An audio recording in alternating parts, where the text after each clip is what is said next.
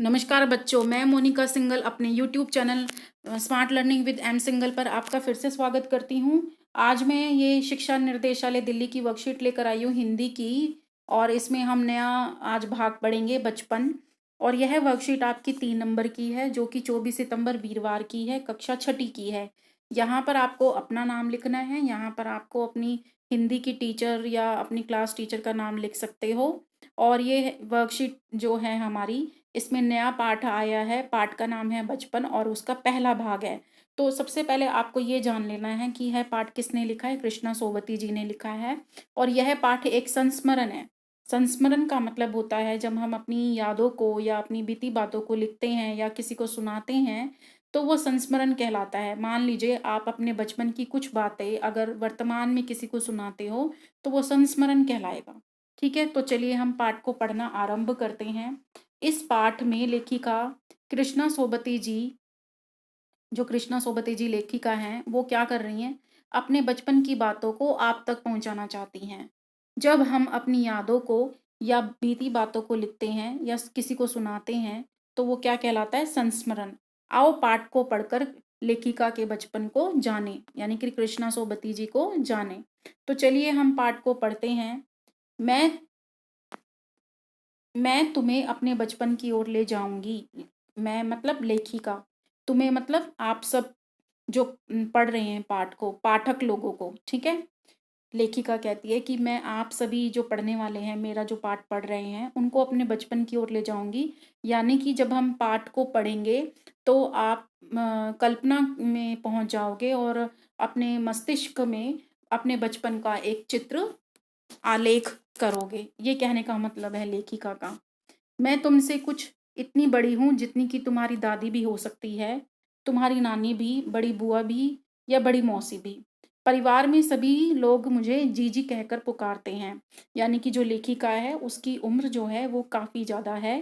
तुम्हारी जो दादी नानी उस उम्र की लेखिका हैं। हाँ, मैंने कुछ दिनों कुछ बड़ा बड़ा यानी उम्र में सियाना महसूस करने लगी हूँ। हाँ, यानी कि मैं इतनी बड़ी हूँ कि मैं कुछ दिनों से बड़ा-बड़ा यानी उम्र में सयाना, सयाना मतलब समझदार, ज़्यादा जब उम्र हो जाती है तो व्यक्ति ज़्यादा समझदार हो जाता है। तो लेखिका भी ये कह रही है कि मैं कुछ सयानापन महसूस करने लग गई हूँ, यानी कि कुछ बड़ापन। शायद इसलिए कि पिछली शताब्दी में पैदा हुई हूँ। शताब्दी का मतलब जो 100 वर्षों का जो काल होता है उसको हम शताब्दी कहते हैं। तो जो लेखिका है वो पिछली शताब्दी में पैदा हुई है, वो अपने आप का परिचय दे रही है इसमें। मेरे पहनने ओढ़ने में भी काफ़ी बदलाव आ गए हैं।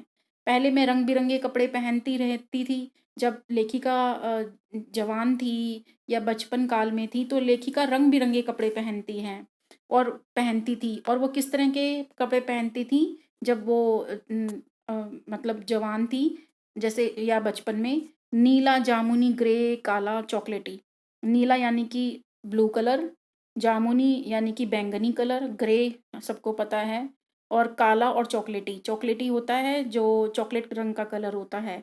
अब मन कुछ ऐसा करता है कि सफ़ेद पहनो। क्यों? क्योंकि उम्र के साथ-साथ हमारे जो कलर है, हमारा जो रंग है पहनने का, उसमें भी बदलाव आ जाता है, ठीक है?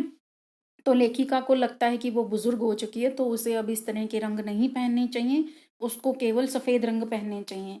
गहरे नहीं, हल्के रंग। आपने भी देखा होगा आपके घर में जो दादी है, नानी है, वो कहती है, नहीं-नहीं मैं तो बूढ़ी हो गई हूँ, मुझे ये चटक-वटक रंग नहीं पहनने हैं, मुझे तो सिंपल से कपड़े पहनने हैं।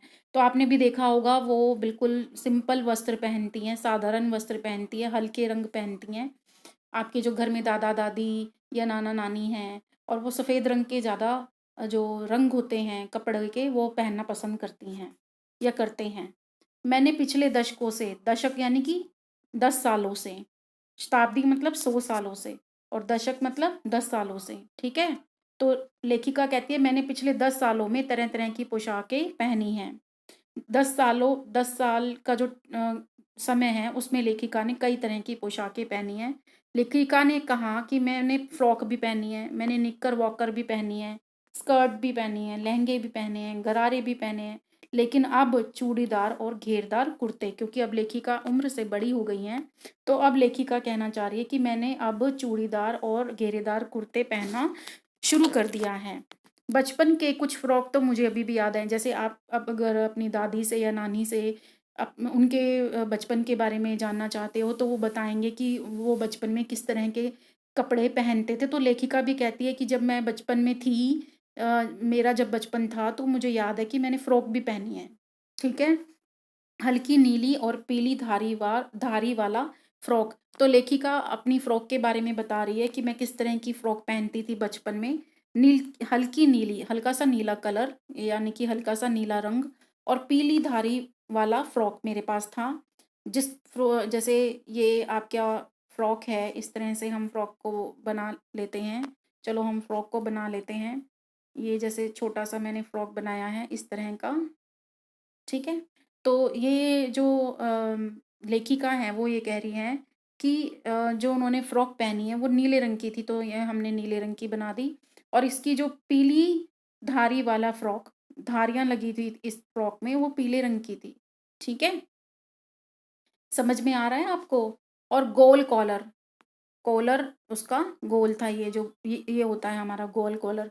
और बाजू पर भी गोल कफ कफ लगे हुए थे, बाजू पर भी गोल गोल इस तरह से हमने बाजू बना ली। और इस तरह से इस पे भी गोल गोल कफ लगे हुए थे। ठीक है। एक हल्के गुलाबी रंग का ये फ्रॉक हो गई। आगे पढ़ते हैं। लेखिका के पास ये नीले रंग की फ्रॉक है, आगे पढ़ते हैं। एक हल्के गुलाबी रंग का बारीक चुन्नटों वाला घेरदार फ्रॉक। अब लेखिका एक और फ्रॉक के बारे में बता रही है कि उनके पास एक और फ्रॉक था। चलो फ्रॉक बना लेते हैं। इस तरह का फ्रॉक हो गया। ठीक है।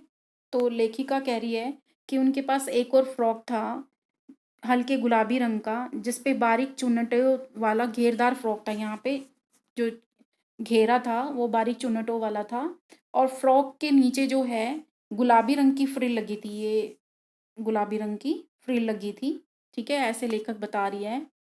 और उन दिनों फ्रॉक के ऊपर की जेब में रुमाल और बालों में इतराते रंग बिरंगे रिबन का चलन था। जैसे आपने भी देखा होगा कि ये मैं फ्रॉक बना देती हूँ। जैसे कि ये हमारी फ्रॉक है, ये हमारी फ्रॉक है, जैसे हमने फ्रॉक बना दिया। तो लेखिका ये कह रही है कि उन दिनों मतलब लेखिका के बचपन के वक्त क्या था कि फ्रॉक में ना ऊपर यहाँ पे रुमाल रखने का वो था, मतलब साधन था। और जो जो लड़कियां होती थीं वो अपने बालों में रिबन लगा देती थी। आपने भी देखा होगा, स्कूल में भी कुछ रिबन लगाते हैं। तो लेखिका के बचपन के काल में रंग बिरंगे क्या थे, रंग बिरंगे रिबन का चलन था। अलग अलग कलर के रिबन लगा देते थे। जैसी फ्रॉक पहनी वैसा ही रिबन लगा देते थे, या जिसको जैसा रंग पसंद हो ऐसा रिबन का लेखिका के बचपन में चलन था। लेमन, लेमन का मतलब नीले, वो पीले रंग का, जो नींबू का कलर होता है वो। लेमन कलर का बड़े प्लेटों वाला गरम फ्रॉक, यानी कि गरम फ्रॉक, यानी कि गरम फ्रॉक हम किस में पहनते हैं, सर्दियों में ना। तो लेखिका का जो सर्दी का फ्रॉक था वो कैसा था? जो लेमन कलर का बड़े प्लेटों वाला, प्लेट जिसमें फ्रॉक के अंदर प्लेट डली होती है ना, प्लेट प्लेट कैसी होती है, जैसे ऐसे ऐसे वो प्लेट्स डली होती हैं ना। तो लेखिका ये कह रही है कि जो उसके पास लेमन कलर का फ्रॉक था, बड़े प्लेटों वाला गरम फ्रॉक, उस जिसके नीचे फर टंगी थी। दो ट्यूनिक भी याद है। ट्यूनिक का मतलब होता है नीचे जो लोअर हम पहनते हैं, एक चॉकलेट रंग का, और अंदर की कोटी प्याजी। प्याजी मतलब प्याज का जो कलर होता है, कोटी मतलब जो अंदर हम वस्त्र पहनते हैं वो। दूसरा ग्रे और उसके साथ सफ़ेद कोटी। कोटी मतलब जो हम पहनते हैं ऊपर। मुझे अपने मोजे और स्टॉकिंग भी याद है। मोजे यानी कि जुराब। बचपन में हमें अपने मोजे खुद धोने पड़ते थे।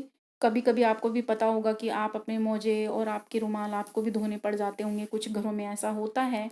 अपना काम स्वयं करना चाहिए ना, इसलिए वह नौकर या नौकरानी को नहीं दिए जा सकते थे। इसकी सख्त मनाही थी। सख्त का मतलब बिल्कुल मनाही थी कि नहीं देना नौकरों को। ठीक है। तो आगे है, हम बच्चे इतवार की सुबह इसी में लगाते। इतवार मतलब रविवार। रविवार की सुबह इसी में लगाते। धो लेने के बाद अपने अपने जूते पॉलिश करके चमकाते। जूते पॉलिश, पॉलिश का मतलब वो जो करते हैं ना, ब्लैक कलर की या वाइट कलर की पॉलिश, वो जूते हम अपने चमकाते। जब जूते कपड़े या ब्रश से रगड़ते तो पॉलिश की चमक उभरने लगती। ठीक है, कभी कभी तो आप भी रगड़ते हो ना अपने जूतों को कपड़े से या ब्रश से। तो लेखिका ने भी अपने बचपन में ऐसा काम किया है। सर्वर, मुझे आज भी बूट पॉलिश करना अच्छा लगता है। सर्वर मतलब आज भी मुझे बूट मतलब जूते पॉलिश करना अच्छा लगता है। हालांकि अब नई नई किस्म के शू, शू मतलब जूते आ चुके हैं। कहना होगा, कहना होगा, चलिए आगे पढ़ते हैं।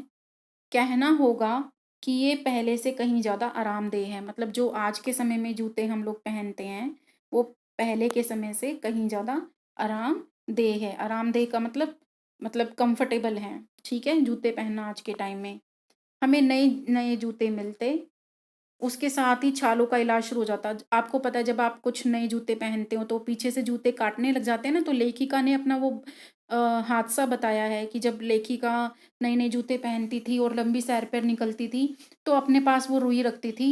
जूता लगा तो मोजे के अंदर रुई, मतलब जूता लगा मतलब जूता जब चुभने लगा तो लेखिका ने क्या किया, जो रुई होती थी उसको जूते के अंदर नीचे की तरफ लगा देते थे, जिससे क्या होता था, रुई लगाने से हमें जूते नहीं काटते थे। ठीक है, हमारे तुम्हारे बचपन में तो बहुत फर्क हो चुका है। मतलब जब लेखिका छोटी थी और हम अब जो बचपन जी रहे हैं उसमें क्या है, बहुत फर्क है। ऐसा क्यों? क्योंकि अब समय बदल गया है।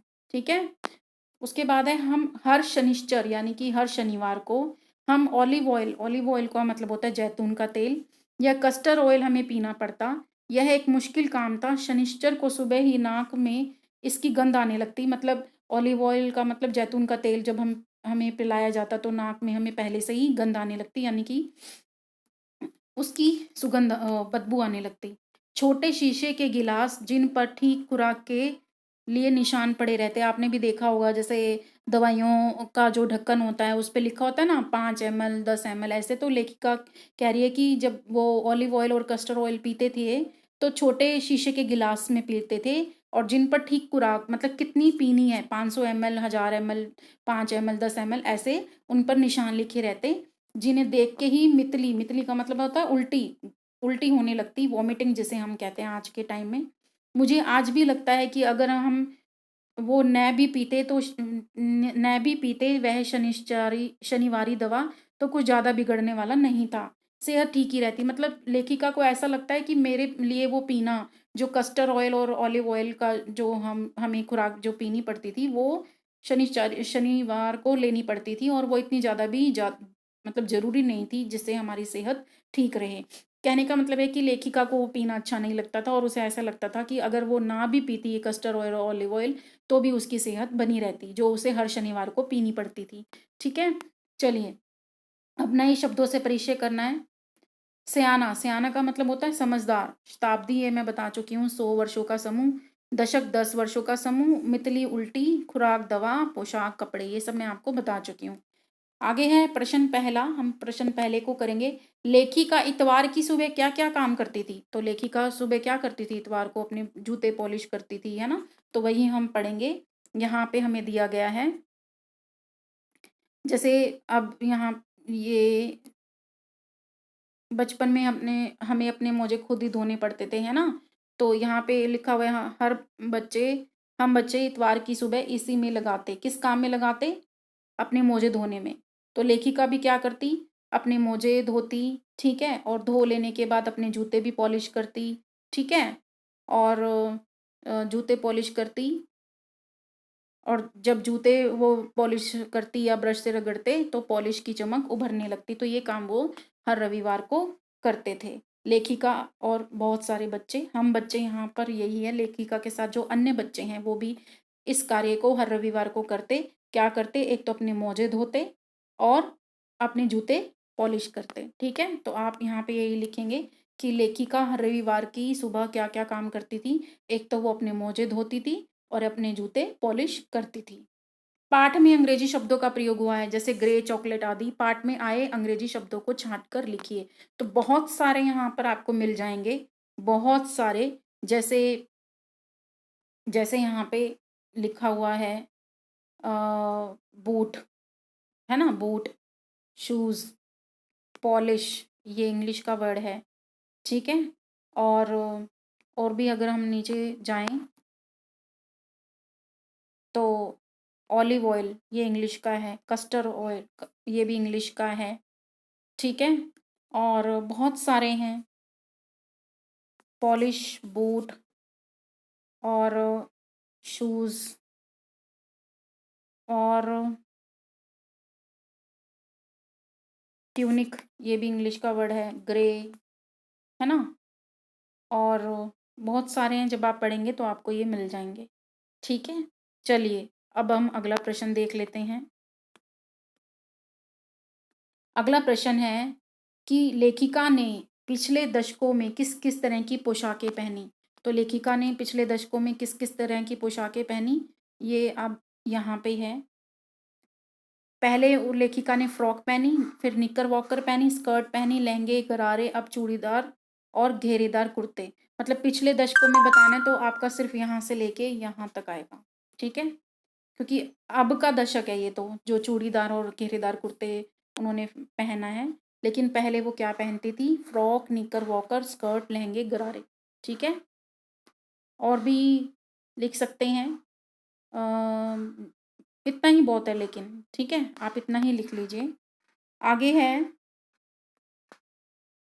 छुट्टी के दिन आप घर में क्या क्या काम करते हैं, लिखिए या चित्र बनाइए। जैसे आप झाड़ू डस्टिंग करते हैं, अगर घर में झाड़ू तो मम्मी पापा मम्मी या और कोई घर में सदस्य लगाते होंगे, लेकिन जैसे डस्टिंग, जैसे अपना सामान ढंग से रखना, अपनी जो किताबें हैं उनको सही ढंग से रखना, अपने जो कपड़े हैं वो अलमारी में सही ढंग से रखना, या आप अपने मोज़े खुद धो सकते हैं या अपने जूतों को पॉलिश कर सकते हैं।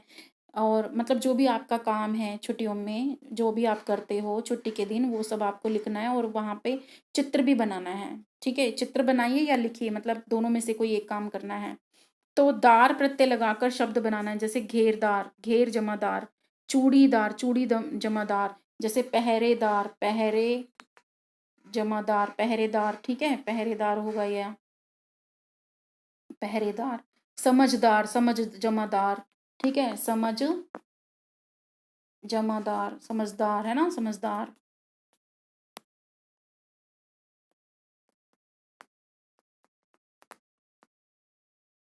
ठीक है, इस तरह से आपको 3 बनाने हैं, 2 मैंने बता दिए, 1 आप खुद से करेंगे।